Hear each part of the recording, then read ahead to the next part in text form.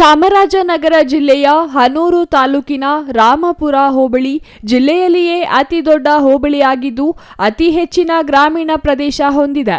ಆದರೆ ರಾಮಪುರ ಸರ್ಕಾರಿ ಆಸ್ಪತ್ರೆಯಲ್ಲಿ ಒಬ್ಬರೇ ವೈದ್ಯರಿದ್ದಾರೆ. ಅವರ ಮೇಲೂ ಭ್ರಷ್ಟಾಚಾರದ ಆರೋಪವಿದೆ. ಗರ್ಭಿಣಿಯರು, ಮಕ್ಕಳು ಅವರ ಕಾಯಿಲೆಗಳನ್ನು ಗುಣಪಡಿಸಿಕೊಳ್ಳಲು ಜಿಲ್ಲಾ ಕೇಂದ್ರಕ್ಕೆ ಹೋಗಬೇಕಾಗಿದೆ. ಎಲ್ಲ ರೋಗಿಗಳಿಗೂ ಸಮರ್ಪಕ ಸೇವೆ ದೊರೆಯುತ್ತಿಲ್ಲ. ಹನೂರು ತಾಲೂಕು ಮತ್ತು ರಾಮಪುರ ಆಸ್ಪತ್ರೆಯನ್ನು ಮೇಲ್ದರ್ಜೆಗೇರಿಸಬೇಕು ಹಾಗೂ ಸ್ತ್ರೀರೋಗ ತಜ್ಞರು, ಮಕ್ಕಳ ತಜ್ಞರು ಹಾಗೂ ಸಾಮಾನ್ಯ ಕಾಯಿಲೆಯ ವೈದ್ಯರನ್ನು ನೇಮಿಸಬೇಕು.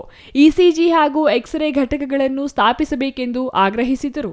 ಇನ್ನು ಆಸ್ಪತ್ರೆಯಲ್ಲಿ ಮಕ್ಕಳ ತೀವ್ರ ನಿಗಾ ಘಟಕ ಸ್ಥಾಪಿಸಬೇಕು. ಸರ್ಕಾರಿ ಆಂಬ್ಯುಲೆನ್ಸ್ ಸೇವೆ ಒದಗಿಸಬೇಕೆಂದು ಒತ್ತಾಯಿಸಿ ರೈತ ಸಂಘ ಹಾಗೂ ಹಸಿರು ಸೇನೆ ಪ್ರತಿಭಟನೆ ನಡೆಸಿತು. ರೈತ ಸಂಘದ ರವಿಕುಮಾರ್, ಲೋಕೇಶ್ ಗೌಡ, ಶಿವಕುಮಾರ್, ರವಿ ನಾಯ್ಡು, ವೆಂಕಟಚಲ, ಶಿವಲಿಂಗ ಈ ಸಂದರ್ಭದಲ್ಲಿ ಹಾಜರಿದ್ದರು.